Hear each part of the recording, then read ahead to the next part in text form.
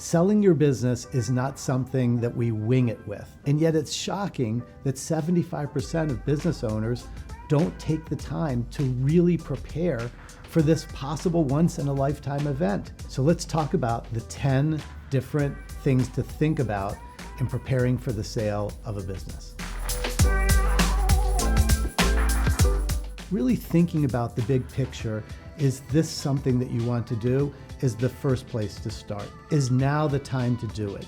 Are there family members that might be thinking about wanting to come into the business? Is there someone on the leadership team that might be interested in buying the business? Getting ready for the sale is almost another job, and it's going to take a lot of time and a lot of preparation to get this right. So establishing that vision, the vision for the business, the vision for yourself, the vision for your family and your leadership team, it's a lot of upfront work, but it's really worth putting that time in.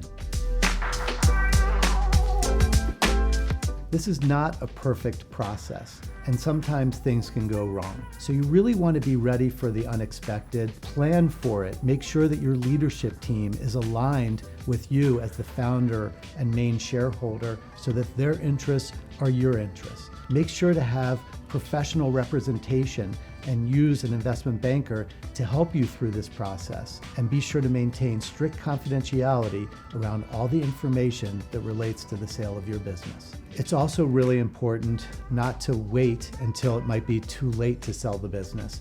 The untimely passing of a founder, illness, the loss of a key customer, not being prepared can really put you at a disadvantage and a less than ideal outcome, which could be a lower purchase price, a sudden sale, or a lack of planning where you'll pay more taxes because you weren't ready. Look at your industry broadly and what the future might bring. Every business has its day. Every industry has its day where there's a lot of growth, a lot of opportunity, a lot being written in the business press, and a lot of excitement. That's a great time to be thinking about selling your business. And similarly, there may be a time when it's not the right time, and you have to recognize that and not spend your time thinking about selling your business when it's time to be taking care of the business.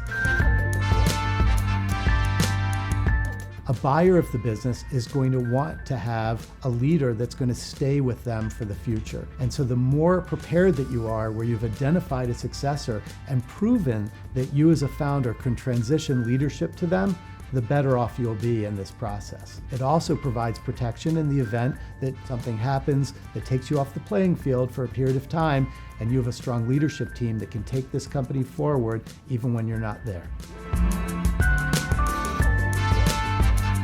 When I was in my 20s, everyone was saying, find a mentor, set up an advisory board, and it wasn't an easy thing to do, but it actually can be done now so much better than it was years ago. You can put together a world-class advisory board that can really help you through critical, important moments of truth in the life of your business. Think about, what are the things that I'm looking for assistance on? It might be finance, or it might be in sales and marketing, or it might be on digital and the impact of technology. And then find someone who's willing to sit on your advisory board and give you some advice around it. It's also important to consider a fiduciary board, which would be a board that actually is empowered around hiring the CEO.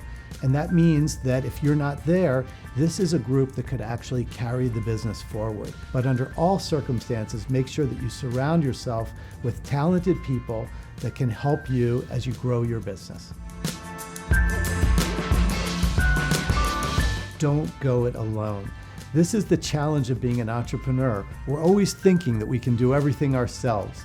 And that is a big mistake when it comes for getting ready for the exit. You need everything from a tax expert to make sure that you're set up properly, an attorney around estate tax and the actual structure of the business, a transaction attorney that can help you on the actual sale itself and all the documentation, and make sure that you're protected so that the proceeds that you receive you can keep if there's a dispute or something that happens later on. You are also going to want to make sure that you have a talented investment banker to help you run a great process in selling the business. And you're going to want to make sure that you have access to the right wealth manager or family office to help you manage these proceeds as you think about your next chapter and the future. I knew a family once where the founder of a business sold the company, and later one of his children said, "Dad, why didn't you talk to me about the business?" And the father said, "Well, I didn't think that any of the kids were interested in it." But it turned out that one of the children had been dreaming about the possibility of coming into the business someday. It's very important to be a highly functioning family, and part of that means great communications. You want to make sure that you discuss this with your family so that everyone understands what you're thinking about the business and can share with you their thoughts on this process and what they think about the business too. It's so important before the exit to really think about, after the sale, what are you going to do with your life? For many entrepreneurs, the first thought might be, I'm going to start another company. Give yourself the blessing of time after the sale to jump into whatever the next thing might be. And that could include thinking about other paths like spending more time with family, or philanthropy and service, or paying it forward and being a mentor to other young entrepreneurs. These are all considerations as you develop a purpose and a mission post-sale. And it's so important to think about it because a lot of research has shown that our own sense of purpose and mission is closely tied to our well-being and our health. All of this work that has gone into planning for the sale, it doesn't end with the sale itself. The world is changing, tax policy changes, laws and regulations change. So it's very important after the sale to have an annual checklist of activities that include reviewing your financial plans and your estate tax plans with your trusted professionals each and every year.